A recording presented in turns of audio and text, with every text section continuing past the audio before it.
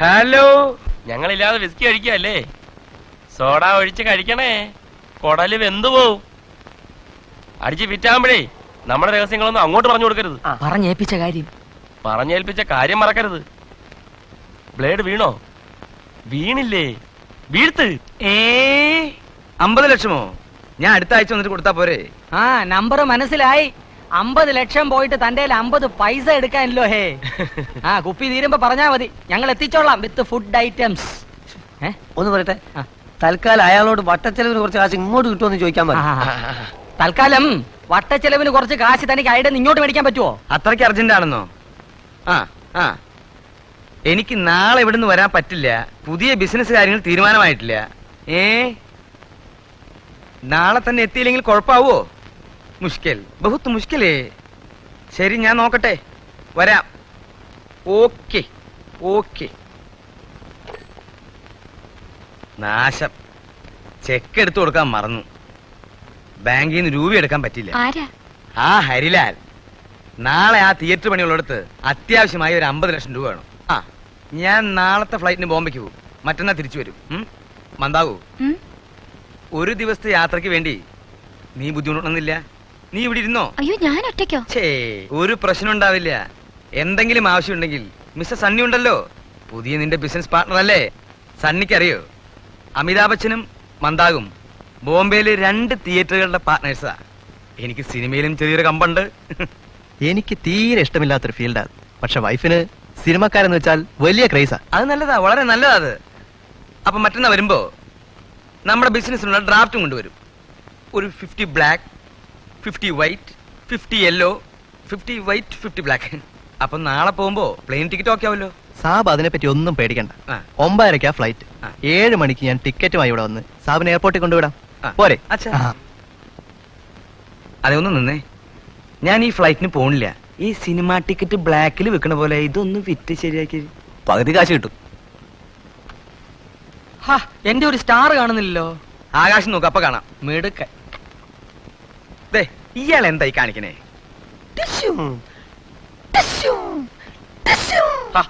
നിങ്ങളൊന്നും ഇതിനായിട്ട് റെഡിയായില്ലേ? ചുമ്മാ കണാകുണാ പറഞ്ഞ് സംഭവം അലമ്പാക്കരുത്.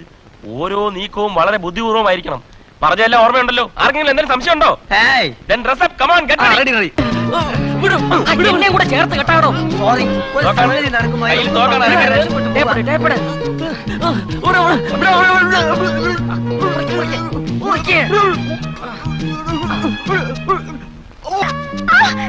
എവിടെയാ സാധനങ്ങൾ ഒളിപ്പിച്ചിരിക്കുന്നത്? തോക്കാണത് പൊട്ടുന്നതിന് മുമ്പ് വിവരം പറഞ്ഞോളേ. മിസ്റ്റർ റാം, ഈ കുട്ടിയെ വെടിവെച്ച് താഴെയിടൂ, അല്ലെങ്കിൽ തോക്ക് എനിക്ക് വിട്ടുതരും.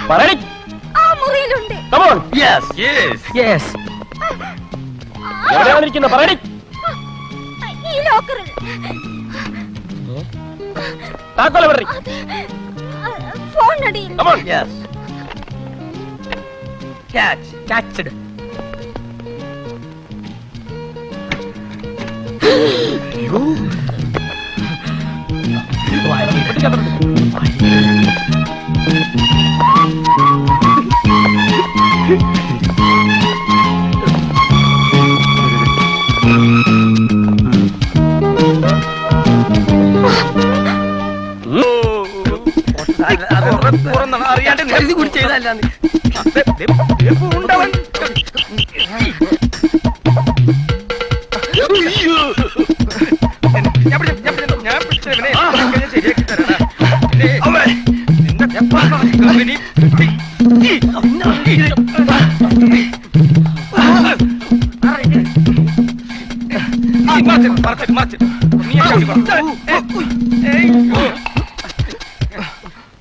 മതി, ഇഷ്ടം പോലെ കഴിച്ചു, സന്തോഷായി. ഒരാഴ്ചത്തേക്ക് എനിക്ക് ഇനി ഭക്ഷണം വേണ്ട. താനെന്താ ഒരു ചത്ത വീട്ടിലിരിക്കുന്ന പോലെ? അല്ല, മനുഷ്യന്റെ കാര്യമല്ലയോ, വാക്ക് പറഞ്ഞാ പാലിക്കുമെന്ന് ആർക്കറിയാം? മാധവമേനോ വാക്ക് പറഞ്ഞ വാക്കാ. എന്റെ മോൾ അമ്പിളി നരേന്ദ്രനുള്ളതാ, അത് ഞാൻ നടത്തും. പക്ഷെ താൻ എന്റെ കൂടെ നിന്നോണം. സാറിന് ഒരു മകളെ ഉള്ളോ? യെസ്, അവളാണ് എന്റെ എല്ലാം. അയ്യോ, എന്റെ സകല സ്വത്തിനും അവകാശികളായിട്ട് ഇവനും അവളും ഉള്ളൂ. ഡാഡിക്ക് അവളോടാ കൂടുതൽ ഇഷ്ടം. അയ്യോ, അത് വാ തുറന്ന് അദ്ദേഹത്തോട് അങ്ങ് ചോദിച്ചാ പോരെ? എന്താ എന്താ പറയൂ എന്താ ചോദിക്കേ ബാത്റൂം എന്താ ചെയ്യയാള് ഇപ്പൊ എങ്ങനെയുള്ള ജോലിയാണ് നിങ്ങൾ ഉദ്ദേശിക്കുന്നത്? സാറിന് ഞങ്ങൾ അറിയാലോ, ഞങ്ങൾക്ക് പറ്റുന്ന എന്തായാലും മതിയില്ലേ? മതി. മതി എന്നാ പറയണേ. എന്തായാലും എന്താ, ഞങ്ങൾക്ക് ജീവിച്ചു പോണം. അത്രേ ഉള്ളൂ സാർ. ഞാനൊന്ന് ആലോചിക്കട്ടെ. സ്ഥിരമായി ഒരു ജോലിക്കുള്ള വേക്കൻസി ഒന്നും ഇപ്പൊ ഇവിടെ ഇല്ല. തൽക്കാലത്തേക്കായാലും മതി, അത്രേ ആയല്ലോ.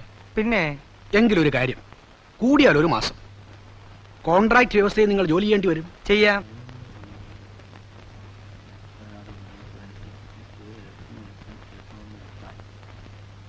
അപ്പൊ സൂണ, അപ്പൊ നമ്മൾ ഡോക്ടർ വണ്ടി വരുന്നുണ്ട്. ആ വണ്ടി വന്നു. അത് വണ്ടി റെഡി. ഇറങ്ങി നിന്നോ, എടുത്തേ. പാക്കറ്റ് എടുത്തോ.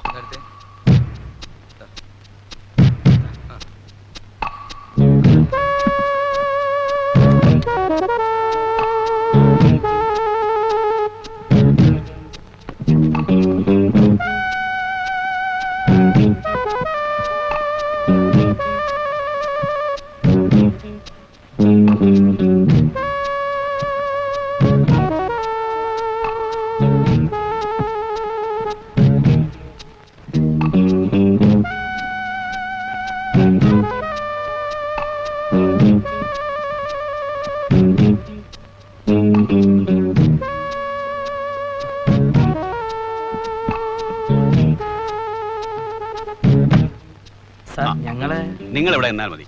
മുതലാളി വന്നിട്ട് നിങ്ങൾക്ക് വേണ്ടതൊക്കെ ചെയ്യും. ഉം? ശരി. Okay sir.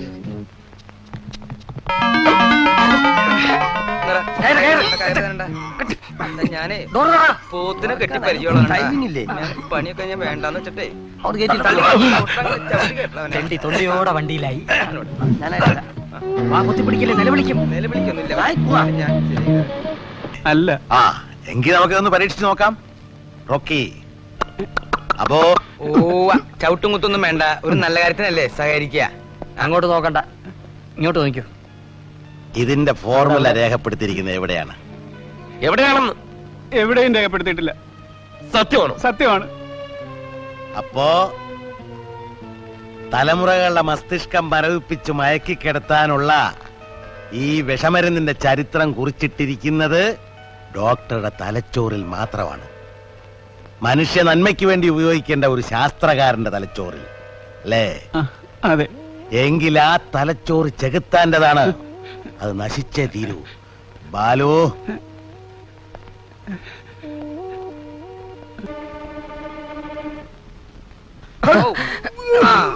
വന്നു, ആള് വന്നു.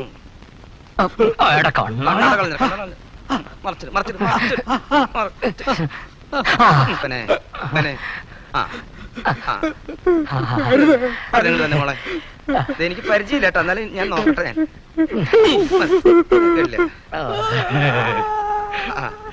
എടുത്തോ, ഉണ്ടെങ്കിൽ എടുത്തോ. ഇതിന് നീ പറഞ്ഞോളൂ കേട്ടോ, ഞാൻ പരിചയമില്ലാത്തോണ്ടാണ് എനിക്ക്.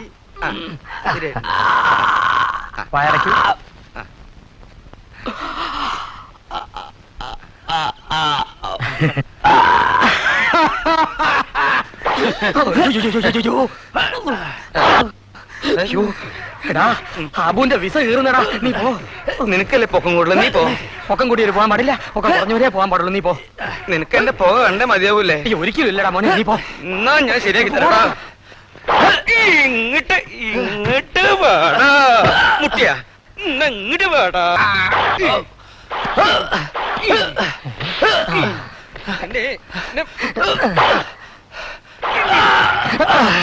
ബലമായിട്ട് പിടിച്ചോണേ. നീതോ ഡബിൾ ഡബിൾ. ഡബിൾ.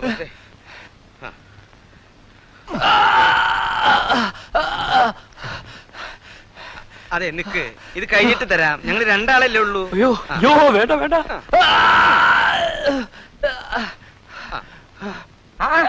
തന്തയ്ക്ക് 4, മോന് 8, 4 ഇഞ്ചക്ഷൻ കൂടി വേണം. റെഡി.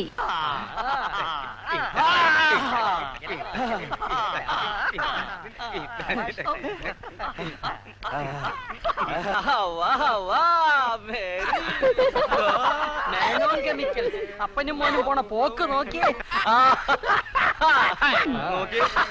ഫാമിലി എന്ത് ഹാപ്പി ആയിട്ട് പോണല്ലേ.